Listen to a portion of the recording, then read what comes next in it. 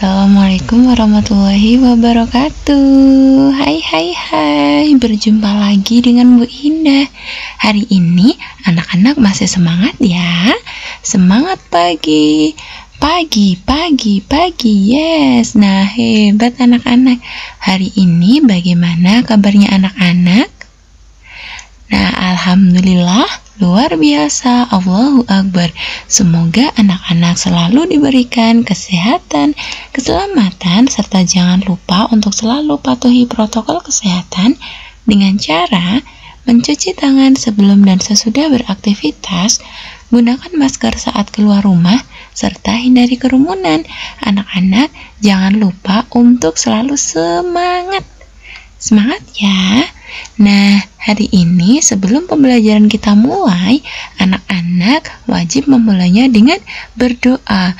Marilah kita membaca doa terlebih dahulu. Berdoa mulai. Berdoa selesai. Semoga dengan membaca doa, anak-anak diberikan kemudahan dalam menyerap materi pembelajaran kita hari ini. Amin. Hari ini anak-anak kita tepuk PPK dulu ya. Tepuk PPK.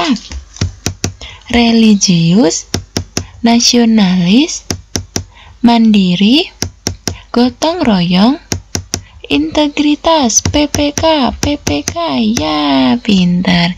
Nah, anak-anak, karena anak-anak sudah semangat, anak-anak sekarang dibuka dulu ya buku paketnya dan disimak baik-baik videonya. Hari ini anak-anak memasuki tema 4, subtema 4, pembelajaran yang ketiga, hidup bersih dan sehat di tempat umum. Nah, anak-anak, pada pembelajaran yang ketiga itu anak-anak pastinya anak-anak tidak sabar ya menunggunya. Nah, Dayu dan Ibu berbelanja ke pasar. Dayu senang menikmati suasana pasar. Namun, Dayu prihatin dengan kebersihan pasar. Pasar terlihat kotor dan becek. Ada percakapan antara Ibu dan Dayu saat pergi ke pasar. Bu, mengapa sampah dan barang bekas itu dibiarkan menumpuk? Pasar jadi kotor dan bau kan, Bu? Betul, Nak. Banyak pengguna pasar yang kurang memperhatikan kebersihan. Pasar menjadi tercemar. Pengunjung bisa saja sakit. Misalnya sakit gatal pada kulit. Lalu, sudah seharusnya kita peduli terhadap lingkungan.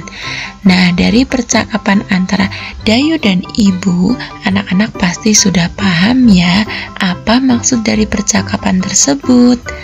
Nah, ada pertanyaan yang pertama, apa isi percakapan antara Ibu dan Dayu? Iya, pintar. Mereka membicarakan tentang pasar yang kotor. Lalu pertanyaan kedua, mengapa terjadi penumpukan sampah dan barang bekas di pasar? Ya, pintar, karena banyak pengguna pasar yang kurang memperhatikan kebersihan lingkungan tempat umum. Lalu, jika ada orang yang membuang sampah sembarangan di pasar, apa yang akan kalian lakukan anak-anak? Ya, pintar, berani mengingatkan supaya tidak membuang sampah sembarangan. Lalu pertanyaan yang keempat, apa yang akan kamu lakukan jika melihat sampah berserakan di pasar? Kalau ini anak-anak melihat sampah berserakan, sudah dibuang dan berserakan, apa yang akan kalian lakukan? Hebat kalian, iya, membantu membersihkannya atau memanggil petugas kebersihan pasar.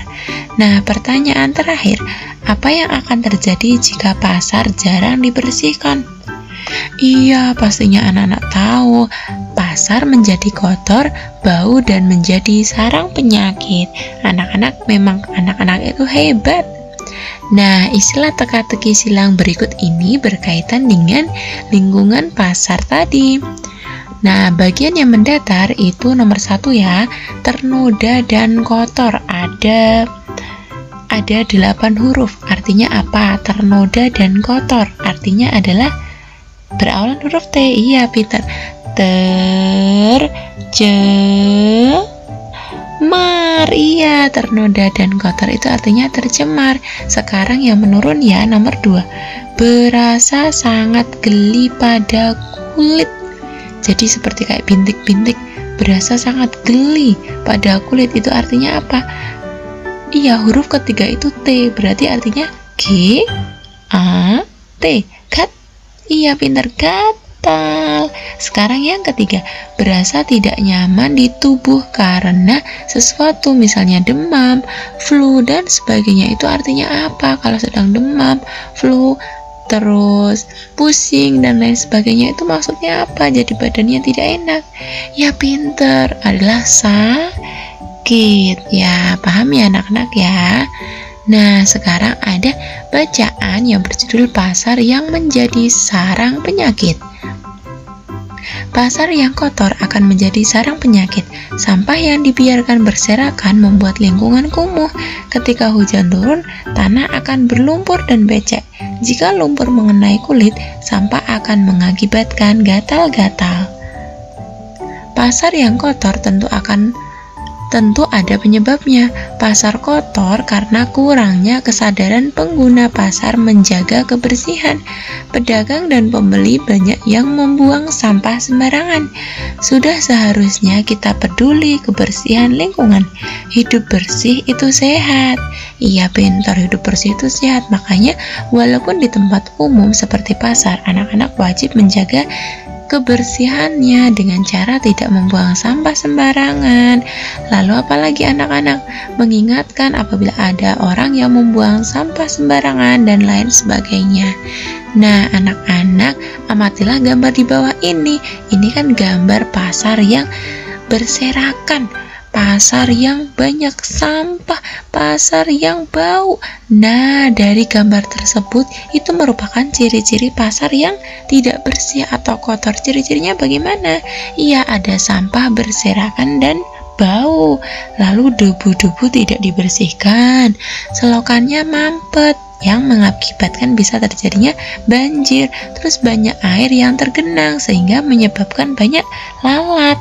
Gitu ya anak-anak ya. Jadi tolong dimanapun anak-anak berada wajib menjaga kebersihan supaya kita terhindar dari penyakit. Nah, terdapat banyak toko yang berjajar di pasar tadi. Setiap toko menjual barang yang berbeda. Dayu dan Ibu menuju toko yang menjual bahan keterampilan. Mereka membeli manik-manik. Manik-manik dapat dibuat menjadi hiasan, misalnya kalung, gelang, bros, gantungan kunci, dan hiasan tempat tisu. Nah, Dayu tadi kan pergi ke pasar membeli manik-manik, kan bisa dijadikan kalung, bandel kunci, tempat tisu, lalu apa anak-anak, hiasan lainnya. Itu merupakan beberapa contoh hasil karya dari manik-manik. Nah, bagaimana cara membuatnya? Nah, tahukah kamu cara membuat hiasan seperti gambar tadi? Tahukah kamu alat dan bahan yang dibutuhkan? Iya, pintar. Coba kita simak ya. Cara membuat hiasan dari manik-manik, alatnya ada gunting, benang atau nilon atau senar, lalu manik-maniknya, serta jika manik-manik tidak ada dapat digunakan bahan dari plastik, misalnya sedotan dan lain sebagainya. Nah, cara membuatnya adalah siapkan beberapa buah manik-manik berbahan plastik atau yang lainnya. Lalu jika manik-manik tidak ada, buatlah sejumlah manik-manik dari bahan plastik sedotan. Lalu pilihlah warna dan ukuran manik-manik yang akan digunakan sesuai selera. Lalu potong benang atau senar sesuai panjang yang diinginkan.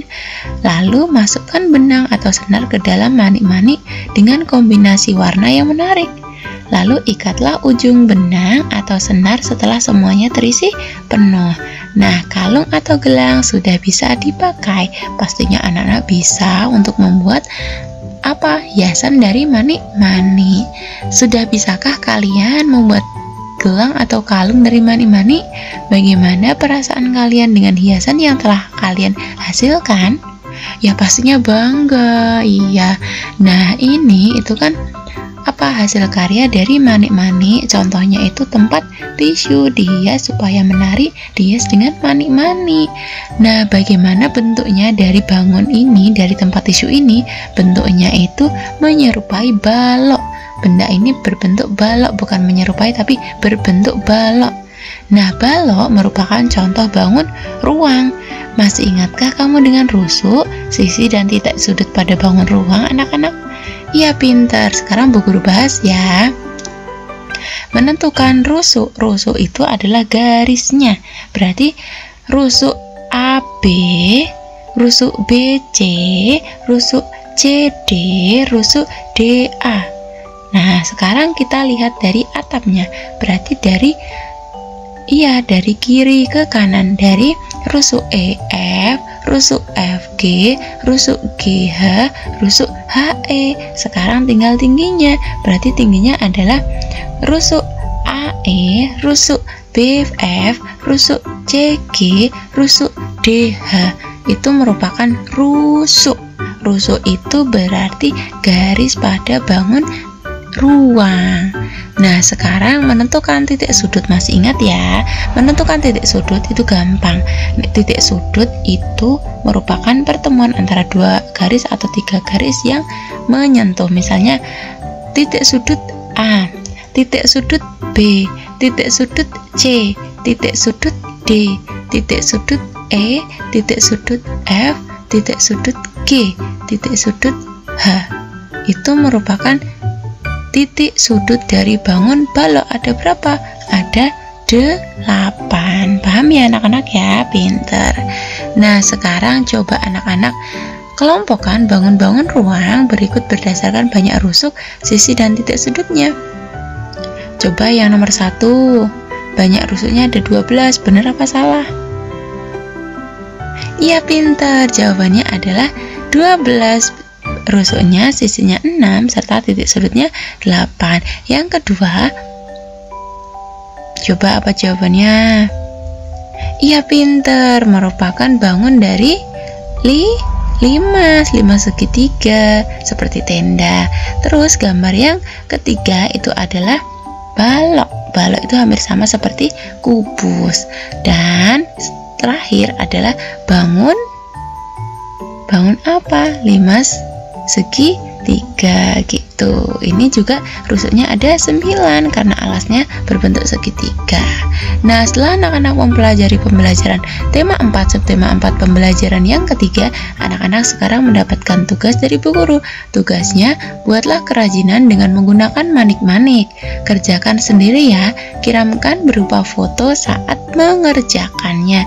Jadi anak-anak bebas membuat karya hiasan apa saja yang penting dari manik-manik. Boleh manik-manik itu dari plastik atau yang lainnya. Nah, gitu ya anak-anak. Terus kirimkan berupa foto saat mengerjakan gitu. Nah, yang kedua itu tentukan jumlah rusuk, sisi, dan titik sudut pada bangun prisma segi 5 berikut. Nah, nanti anak-anak sebutkan dan jangan lupa digambar ya. Jumlah rusuknya berapa, jumlah sisi berapa, jumlah titik sudutnya berapa gitu. Nah, pada penghujung acara anak-anak pastinya sudah paham semua materi apa belum? Ya, apabila ada yang belum bisa ditanyakan langsung via WA ya. Nah, anak-anak, akhir sudah pembelajaran Bu Guru hari ini. Anak-anak jangan lupa untuk selalu semangat belajar ya. Ayam berlari ke sana kemari sambil jalan berliterasi. Bu Guru akhiri pembelajaran hari ini. Cukup sekian dan terima kasih. Semoga videonya bermanfaat dan kalian jadi orang yang sukses. Amin. Terima kasih. Bu Guru akhiri. Wabillahi taufiq wal hidayah. Wassalamualaikum warahmatullahi wabarakatuh. Terima kasih. Thank you.